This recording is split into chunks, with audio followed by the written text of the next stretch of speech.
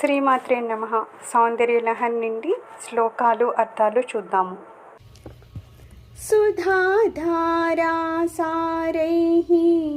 చరణయుగళాంతైర్విగణితైః ప్రపంచం సించంతి పునరపి రసామ్నాయమహసః